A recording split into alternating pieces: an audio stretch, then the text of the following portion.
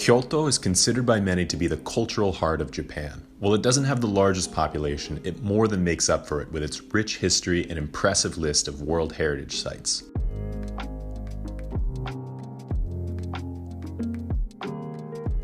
Kyoto was the main seat of power in Japan for over 1,000 years, and that stretch of time saw an impressive blossoming of culture and tradition, much of which can still be seen today. We're going to travel around the area of Kyoto and track down the origins of tea. We'll discover where in Japan it was first consumed, first cultivated, and how it was served to people throughout history. We'll also explore different innovations in the production of tea that led it to become as popular as it is today. To start off our journey, we're going to be heading south to the city of Nara. The earliest records of tea consumption in Japan date back to the 8th century. During this time, the city of Nara was the first permanent capital of Japan, and Chinese teas were consumed by the monks and by the emperor. It was common for Buddhist monks and diplomats to take trips to China and bring back cultural practices as well as literature and art to share with people in Japan. Tea was one of the many practices that made its way from China to Japan. The monks were among the first to consume tea in early Japan, and they found that the tea helped them stay calm and alert during long periods of meditation. We now know that this is due to the combination of caffeine and L-theanine, which is almost unique to the tea plant. The L-theanine stimulates alpha brainwave activity, which are the same brainwaves stimulated during meditation.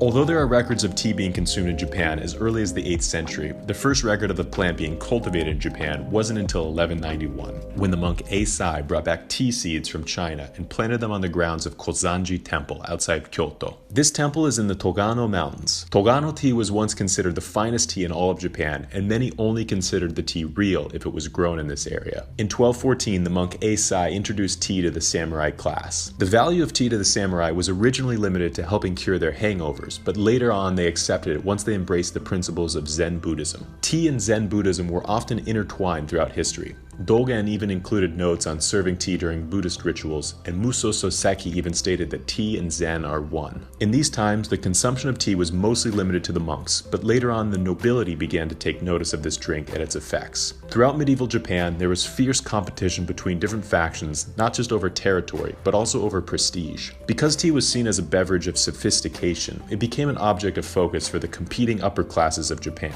as they began to collect ornate teaware and build luxurious tea rooms outside of Kyoto. They would even invite guests to take part in their tea ceremonies at these estates. The primary purpose of a lot of these opulent accessories and tea ceremonies was to showcase their wealth and thus reinforce their power and prestige. In the middle of the turbulent Sengoku period, a man known as Senno Rikyu came along with a more humble vision of what the tea ceremony should look like. Rather than a gold-plated facade, Rikyu advocated for a small, rustic tea house away from the noise of the city. Rikyu also left behind a set of principles on which the modern tea ceremony is built, and these are wa, ke, sei, jaku.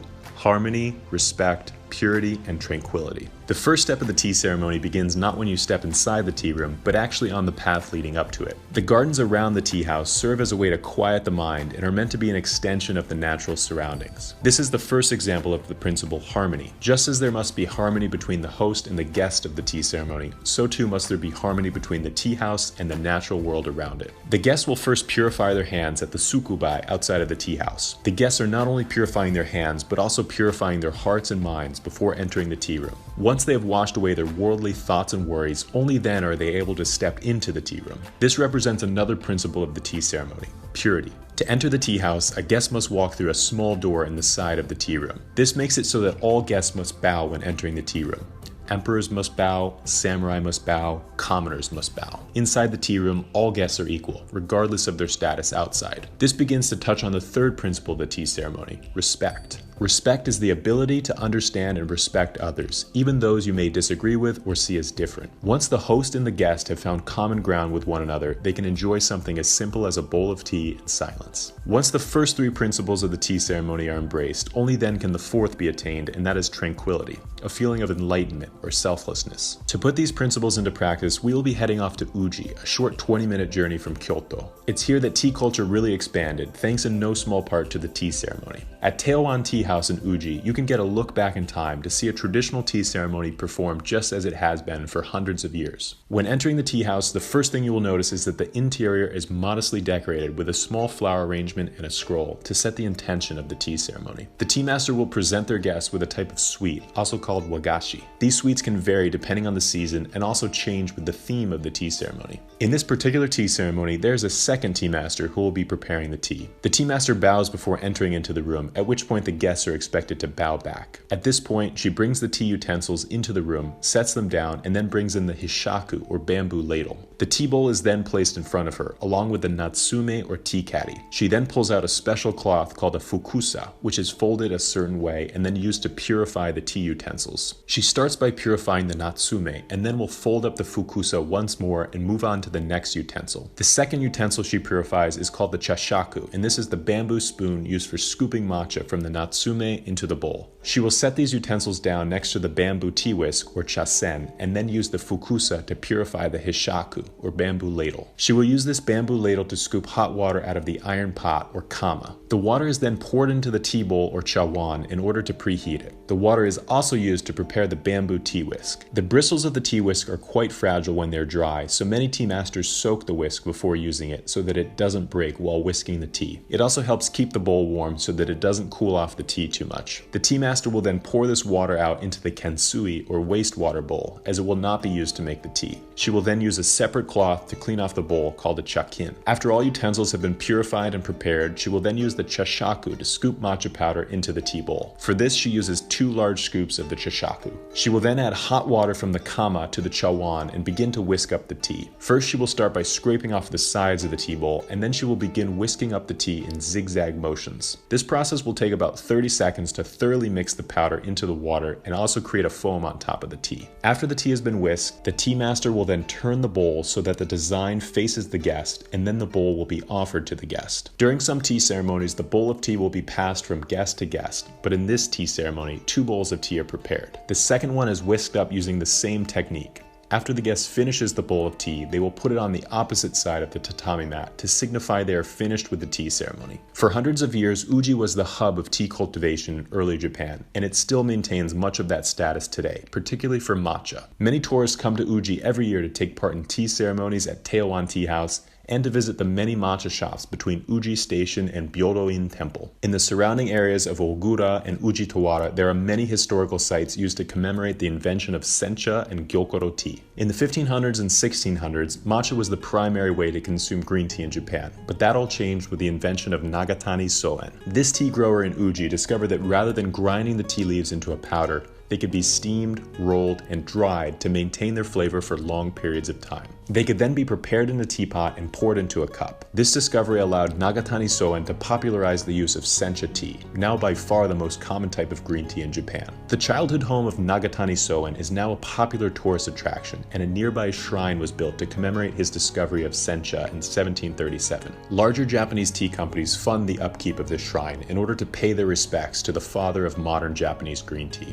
If you ever get to visit Uji, it may be worth a short trip over to Ujitawara to see this site for yourself. Another important discovery in the history of Japanese green tea happened at this site in Ogura. A tea merchant by the name Yamamoto Kahei had traveled around Japan to study tea cultivation, and he noticed that certain family farms would cover the tea plants to protect them from the cold. By cutting off the sunlight from the plants, it actually made the tea sweeter. He began to implement this method, and in 1841 he created a long shaded tea that developed a green residue during the production process. He nicknamed this tea gyokoro, or jade dew. Gyokoro became famous for its trademark sweet and savory flavor, and this sparked a renaissance in the production of Japanese green teas. Farmers now could experiment with different levels of shading, different steaming, rolling, and drying techniques to create the wide array of tea varieties we see today. In the early 20th century, another important tea production method was created, and that was roasting. This practice began in Kyoto and later spread out to all of Japan. By roasting the teas, farmers and producers were able to create a completely unique tasting experience.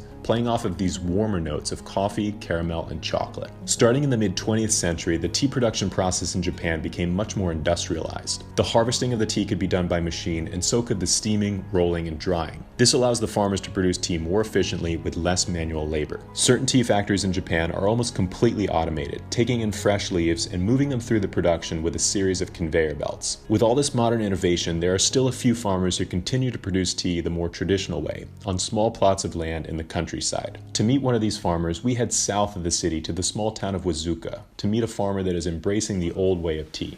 Okay, so we are here in Kyoto again, and we met Mr. Noike, who has decided a couple of years ago, about 10 years ago, to come from the city back to, well, not back, but actually start a lifestyle in Japanese countryside and start to produce tea, because it's beautiful out here. And he showed us his fields all around, which is actually surrounded by a forest. And there's an interesting story there.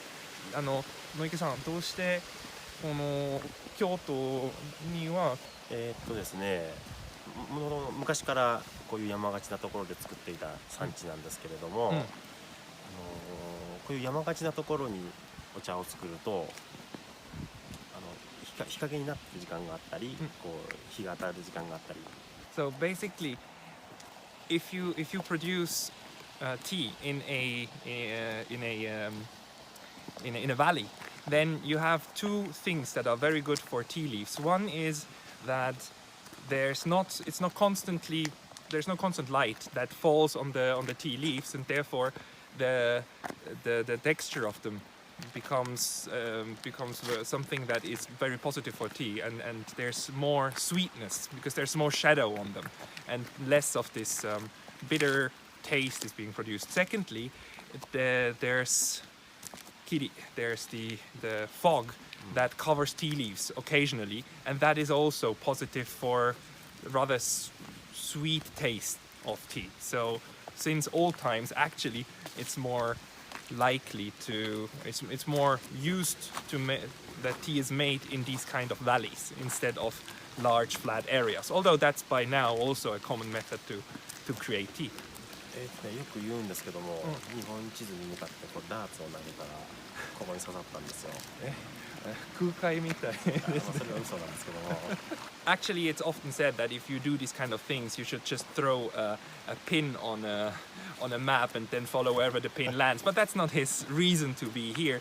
He was a university student when he came for the first time here, more by chance, in order to work on a farm, on a tea farm, and then he just liked it and decided to stay and worked as a part-time job with farmers, and then he's actually a farming spin-off of somebody else who worked here, with whom he worked before, and now he has his own land, about 1 hectare.